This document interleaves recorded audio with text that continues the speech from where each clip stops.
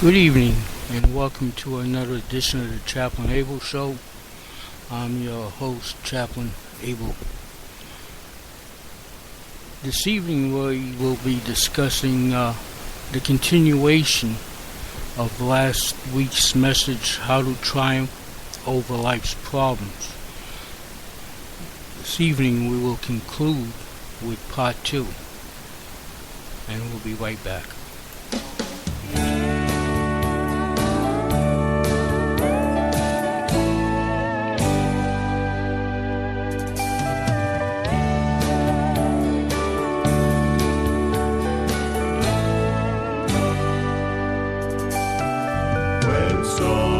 Sail the little ship you're sailing in. When darkness closes in and God cannot be found,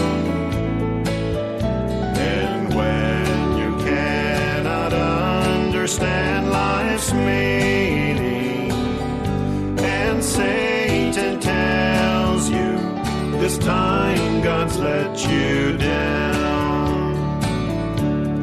Trust in God, though you are tempted sore. Trust in God in your raging war. Trust in God when your life has come apart. Keep on believing you can safely trust in God. There's only words, life is so easy, but then the fire of God begins to burn, and as our words are tried, God is satisfied, because He sees now true faith is being formed. Trust in God, though you are tempted sore. Trust in God in your raging war. Trust in God when your life has come apart. Keep on believing you can safely trust in God.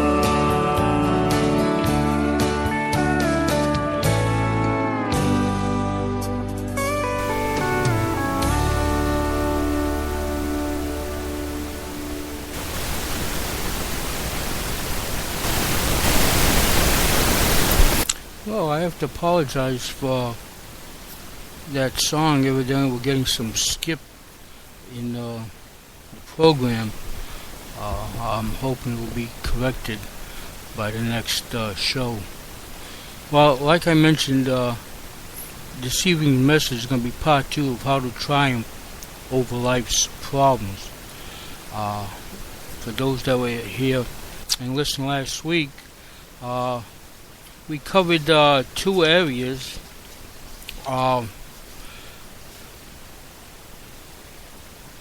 Where we looked at some of the biblical principles on how we can triumph over life's problems.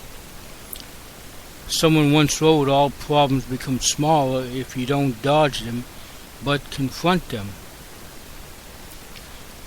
First, to triumph over life's problems, we must develop a positive attitude. When problems strike, most people get angry, bitter, discouraged, and many times depressed. However, the Bible teaches that when problems occur, we should rejoice and maintain a good attitude.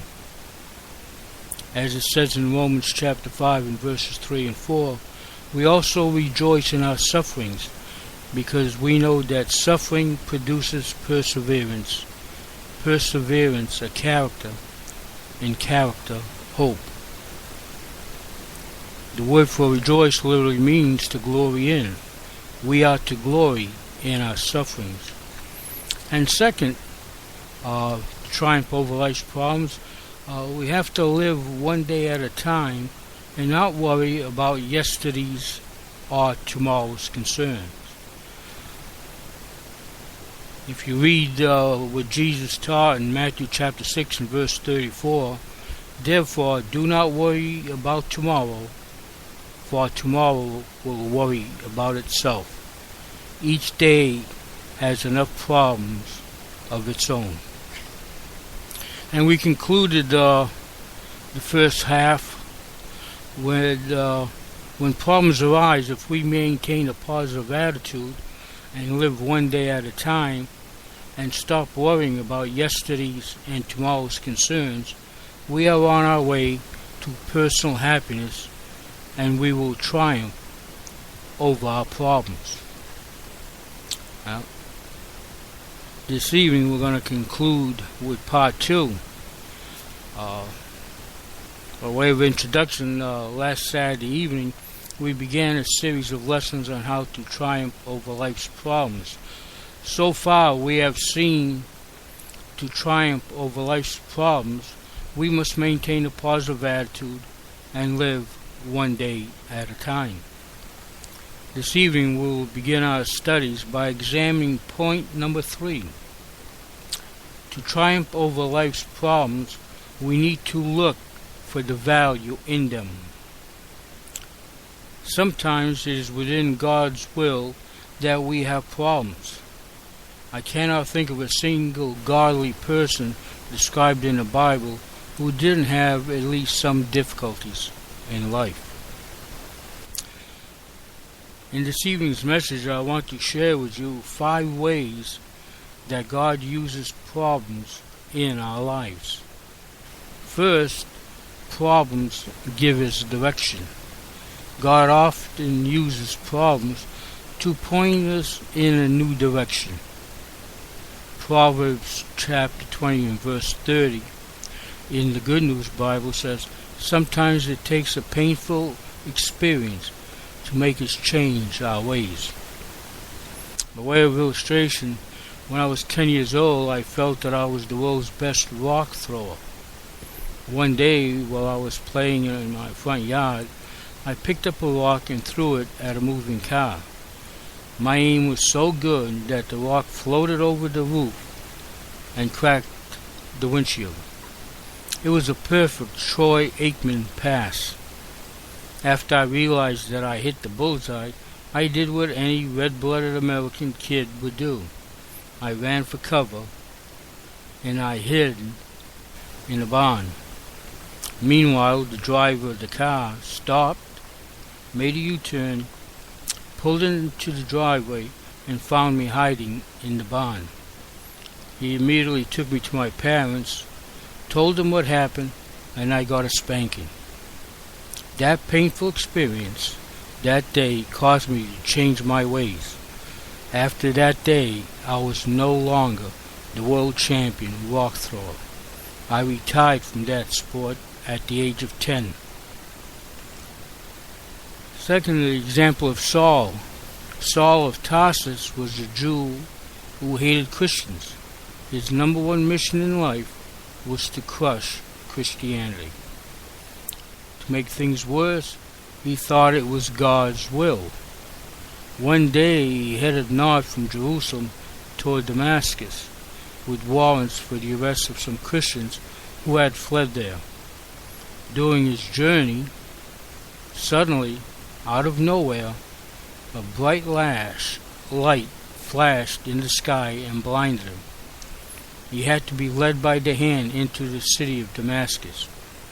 He was blind for 3 days, perhaps wondering if would he ever see again. If you know the story, you know that God restored his sight and he became a champion for the Christian cause. The great apostle Paul, who wrote 2/3 of the New Testament. God had to turn him around, and he did it by giving him a serious problem. Sometimes it takes a painful experience to make us change our ways. Sometimes God has to wake us up because we're cruising down the highway of life headed in the wrong direction. Sometimes God has to light a fire under us to get our attention. The next time you experience a problem, some good questions to ask yourself is God trying to tell me something? Does He want me to change the direction I am heading in? Problems can give us a new direction to take. Second, problems protect us. Sometimes a problem is a blessing in disguise. Like the case of a certain man who had been asked to do some unethical business practices for the company he worked for. He was a Christian, so he told them he couldn't do it. He was fired on the spot. He did the right thing and now was suffering for it. Is that fair? Before you answer that, you need to hear the rest of the story. 2 weeks later, all the top management of that company wanted the front page of the national newspaper and was sent to prison. Sometimes God uses a problem to protect us from a bigger problem. If you are one of His, He does that whether you understand it or not. The classic example in the Bible is Joseph. His 11 brothers hated him. His dad favored him somewhat, and that made them hate him even more. One day they ganged up on him and sold him into slavery. Then they went home and told their dad that a wild animal had devoured him. But that wasn't the end of the problem for Joseph. He was resold in Egypt to an owner whose wife tried to seduce him. When he refused to sleep with the married woman, she accused him of rape. As a result, he was thrown in jail for 2 years for a crime he didn't commit. From his perspective, it must have looked pretty bleak.